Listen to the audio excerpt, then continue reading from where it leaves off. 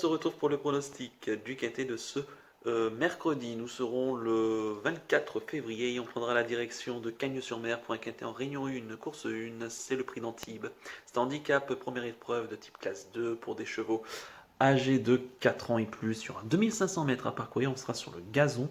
Et ils seront 16 donc au départ de ce quintet, probablement disputé encore en terrain très souple.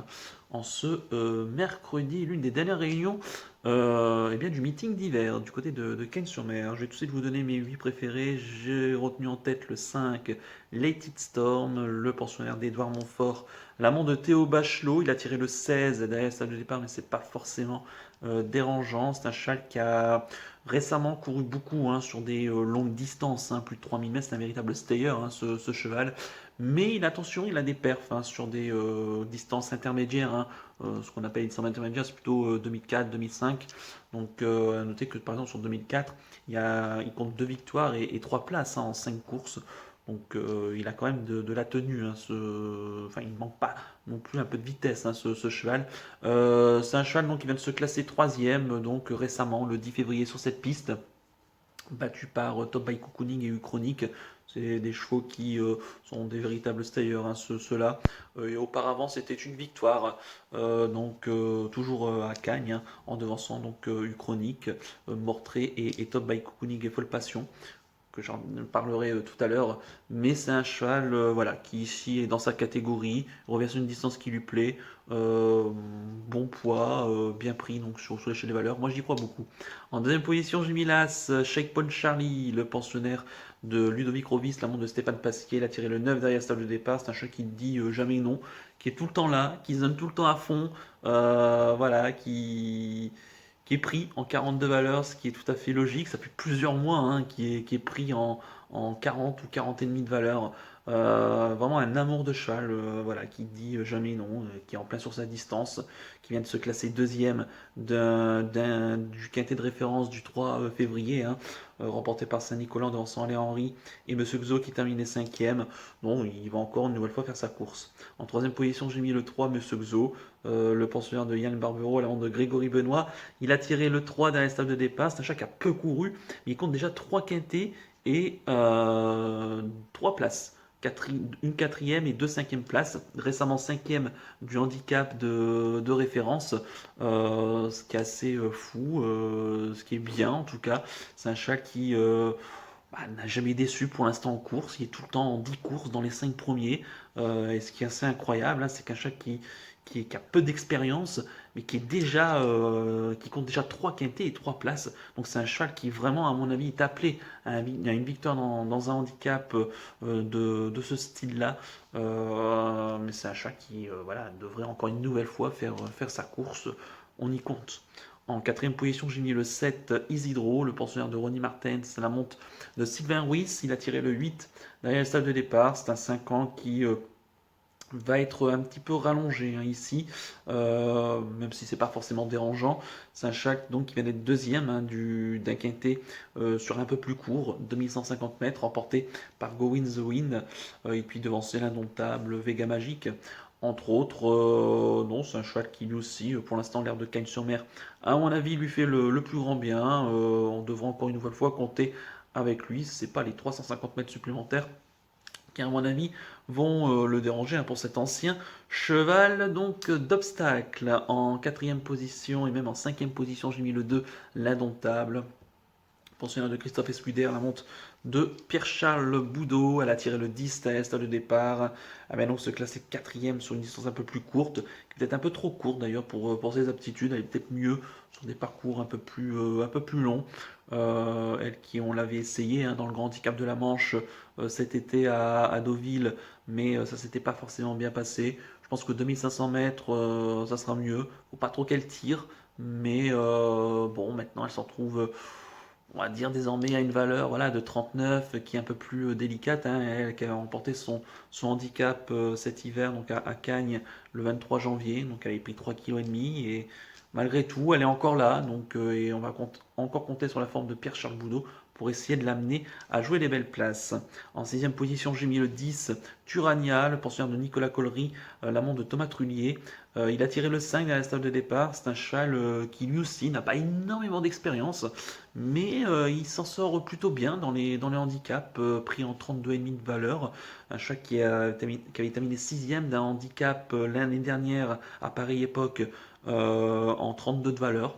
Donc ça le situe à peu près sa valeur. Il vient de gagner assez brillamment un handicap le 3 février en refaisant énormément de terrain dans la ligne droite. Il a pulvérisé on va dire le peloton. Il devançait donc des chevaux de seconde épreuve, mais qui sont assez intéressants. Il a été pénalisé de 2 kilos suite à sa victoire. Il revient donc à une zone de valeur à peu près intermédiaire. J'y compte pour les places. En 7e position, j'ai mis le 8, Made to Lead, poursuivant de Christophe Escuder, un amant de Franck Blondel. Elle a tiré le 12 derrière la stade de départ. C'est une jument qu'on connaît plutôt bien, qui elle aussi ne dit jamais non, qui ne renonce jamais. Elle est prise donc en 33,5 de valeur. Elle vient de se classer 5e, donc d'un handicap sur une distance un peu plus courte. Elle aussi peut-être un peu trop courte pour ses aptitudes, elle qui est, je pense, mieux sur des distances donc de ce style-là, placée en 2019 de groupe 3 et de Listed, et qui a été pointée jusqu'en plus de 40 de valeur. Elle revoit donc, c'est vrai que ces derniers temps, ses ambitions à la baisse, et la vraie Made to Lead ici aurait vraiment une très très belle carte à jouer. Moi j'y compte pour jouer les places. Et puis enfin en 8e position, j'ai mis le 16 Art of Fusion, l'entraînement de Yann Bonnefoy, Johan Bonnefoy, pardon, un ancien jockey, et la monte de Delphine Santiago. Il a tiré le 7 dans les stades de départ. C'est un chat qui vient de se classer 4e d'un petit handicap le 23 janvier, remporté par l'Indomptable. Et lui, il terminait à distance, à la 4e place. C'est un cheval qui est plutôt bon finisseur, qui est bien placé en bas de tableau en 31 de valeur. Ça peut être suffisant ici pour accrocher une petite place à une belle cote, pas mieux je pense. Et quant à mon regret, ça sera le 11 Golden Rush, pensionnaire de Madame Manon Scandella Lacaille, la monte de Sébastien Maillot. Il a tiré le 1 derrière la salle de départ, c'est un 7 ans qui vient de se classer 4e sur la piste donc de Cagnes, dans un handicap qui était plutôt correctement composé. Un cheval qui avait montré d'autres ambitions dans ce prix d'Antibes, qui connaît bien puisque c'est sa 3e participation à ce prix-là. Il avait pris la 3e place en 2019 en 30,5 de valeur, et puis l'année dernière 2e en 34 de valeur. Il se retrouve donc désormais en 32 de valeur, donc il est très très bien placé au poids. Par contre, c'est vrai que ces quintés, ces derniers quintés sont plutôt moyens. Mais sur ce qu'il a fait de mieux l'année dernière, oui, il a une chance pour une petite place. Je répète mon pronostic en chiffres, le 5, l'As, le 3, le 7, le 2, le 10, le 8 et le 6. Avec le 11 en regret, mon coup de cœur pour ce quintet, ça sera donc le 3, Monsieur Xo, que franchement que j'aime beaucoup ici dans ce quintet. Et quant à mon conseil de jeu, bah écoutez, c'est quand même un handicap relativement ouvert, mais je pense qu'on peut partir en champ coupé placé uniquement, base du 5 Late Storm, on met le reste de la sélection, on y inclut le cheval regret, et ça peut bien se passer pour Late Storm ici donc dans ce quintet.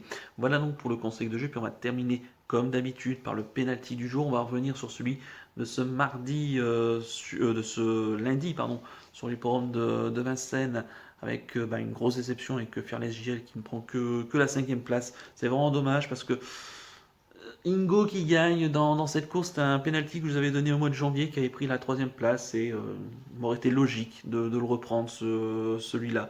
Donc malheureusement on va plus toucher Ingo à une telle cote, ce qui est assez dommage, mais c'est vrai que je m'en veux énormément d'avoir pris Fearless JL.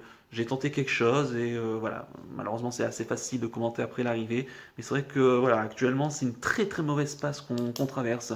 Depuis vendredi dernier, il n'y a plus un cheval il n'y a plus un penalty qui rentre. Donc j'espère que mardi, Duc de la Mortrie va nous redorer un peu le blason ici à Vincennes. Et quant à mercredi 24 février, bah écoutez, je reste à Cagnes-sur-Mer et puis je pars dans la 2e épreuve du handicap quintet, donc la 8e, le prix de Juan Lépin. C'est la même condition de course, des chevaux de moindre valeur, mais la distance reste la même, 2500 mètres. Et dans cette course, pour moi, il y a un cheval qui me semble, pas, je dirais pas déclassé, mais qui a une très très belle carte à jouer ici.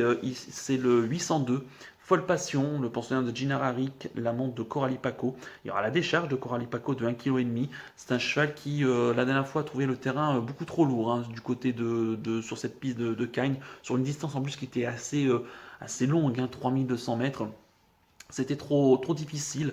C'est un chat qui revient sur 2500 mètres avec des ambitions. À noter qu'il avait participé à ce prix d'Antibes l'année dernière en 34 de valeur. Il avait pris la 7e place. Là, il est dans la deuxième épreuve du handicap en 30,5 de valeur, plus la décharge de 1,5 kg. À mon avis, c'est un chat qui doit ici faire l'arrivée d'une telle course. Il retrouve vraiment des chevaux à sa portée. Et la dernière fois, quand même, il est loin 5e. Mais le troisième était un certain Lettic Storm, qui est mon favori du quintet.